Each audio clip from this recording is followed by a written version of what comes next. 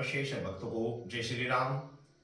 आपसी भक्तों की कमेंट्स आती है कि गुरुजी हमें कोई विशेष साधना बताइए जिस साधना को हम बड़ी आसान तरीके से कर सके और उस साधना के द्वारा हम जन कल्याण कर सकें, दरबार लगा सकें, लोगों की समस्या का निवारण कर सकें, कोई सिद्धि शक्ति हमारे पास हो और वह ऐसी सिद्धि शक्ति जिसको हम बड़ी आसानी से शीघ्रता से हम उसको प्राप्त कर सकें।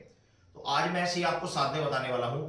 आगे गुप्त नवरात्रि आने वाले हैं। इस साधना को आप गुप्त नवरात्रि में या प्रत्यक्ष नवरात्रि में कभी भी कर सकते हैं और ये एक ऐसी सिद्धि है जो एक बार में ही सिद्ध हो जाती है, एक बार में ही सिद्ध हो जाती है।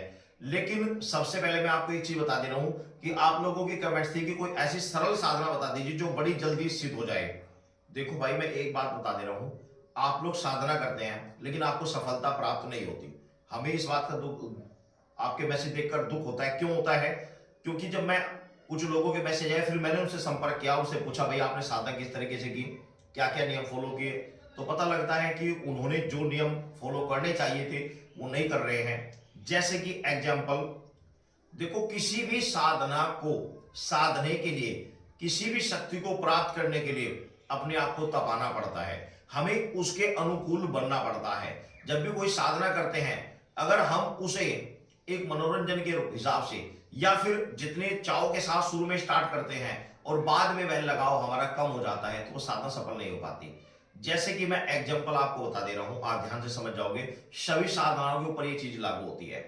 अगर आप साधना आपने प्रारंभ की तो साधना के निमित्त आपको ऐसा नहीं है कि आप साधना करते समय आप अपने रोजमर्रा के जो कार्य हैं उनमें व्यस्त हैं। प्रतिदिन आप वही चुगली करना, वही लड़ाई झगड़े करना, व्यभिचारी करना, खाने पीने की वस्तुओं पर पूरा फोकस करना, मतलब अपने आप को संयम नहीं रखना, तो ये साधना के नियम नहीं होते।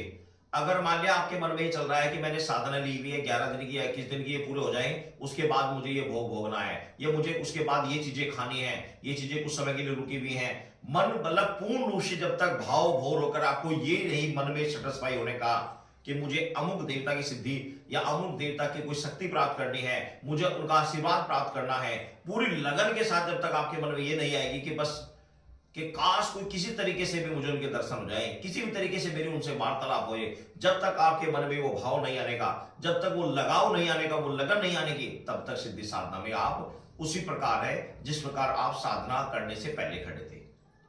अपने अंदर पूर्ण लगन, पूरी श्रद्धा और पूरे तन मन के साथ जब तक आप पूरी भाव के साथ किसी चीज को जकड़ कर बिल्कुल ही एकदम तन में होकर उसको नहीं पकड़ पाओगे, तब तक आप सिद्धि साधना में पीछे रह जाओगे।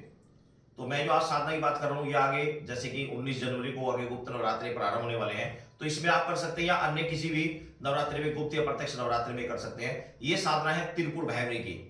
त्रिपुर भैरवी की साधना है और अत्यंत प्रभावशाली और बड़ी जल्दी ये सिद्धि प्राप्त करने वाली होती है। इस साधना को करने के लिए आपको क्या करना होगा?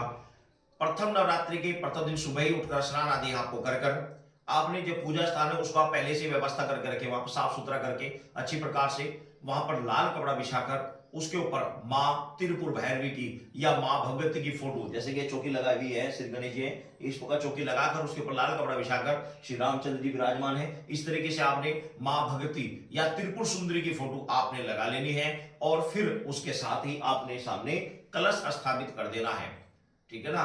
तो ये तो आपका हो गया, इस तरीके से पूजा की तैयारी हो गई। साथ ही आपने एक देसी घी का दीपक आपने जलाना है।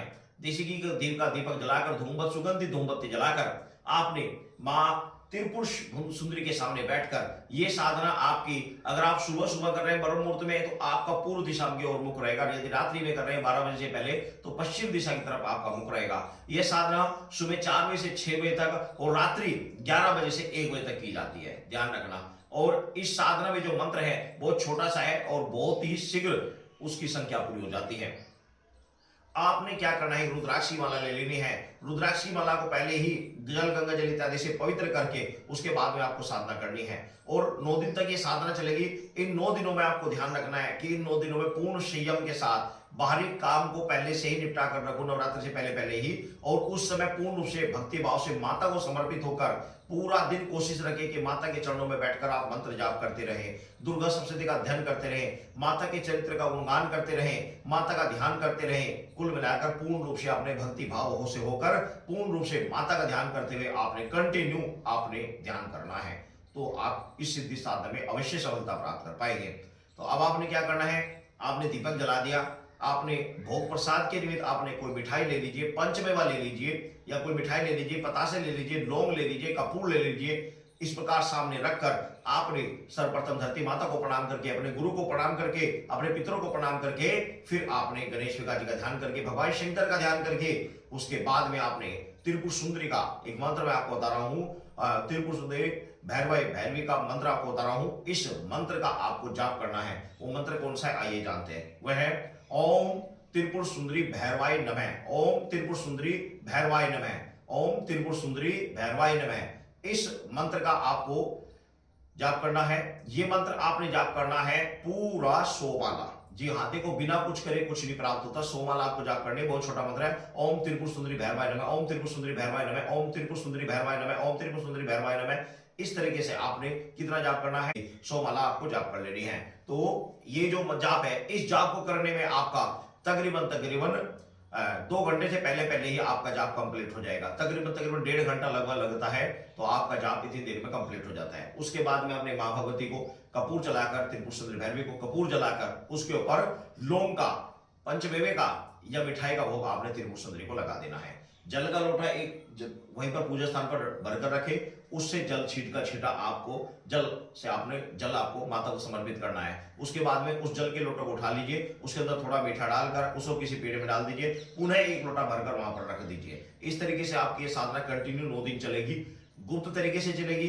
इसका बखान नहीं करना है, बाहर लोगों को उजागर नहीं करना, बिल्कुल शांत रहना, पवित्र रहना, ध्यान रखना बिल्कुल पवित्र रहना है। बिल्कुल सदा भाव के साथ मन से पूर्ण रूप से पवित्र होकर और माता को समर्पित होकर आप इस साधना को कीजिए। 100% आपको चमत्कार दिखेगा। इन 9 दिन के अंदर ही आपको बहुत कुछ दिखना प्रारंभ हो जाएगा। लेकिन ध्यान रखना, जिस लगनता के साथ, जिस पूरी उत्तेजना के साथ आप साधना को प्रारंभ करेंगे, लास्ट के 9वें दिन तक आपकी वही उत्तेजना और वही लगन होनी चाहिए। ऐसा नहीं कि शुरू में तो शुरुआती दौर में तो आपने उत्तेजना में आपने साधना को प्रारंभ कर दी और बाद में फिर एडजस्ट होना शुरू हो जाता है कि इस तरीके से एडजस्ट कर लूं, इस तरीके से जाप कर लूं, इस तरीके से बैठ जाऊंगा, इस तरीके से वहां चला जाऊंगा।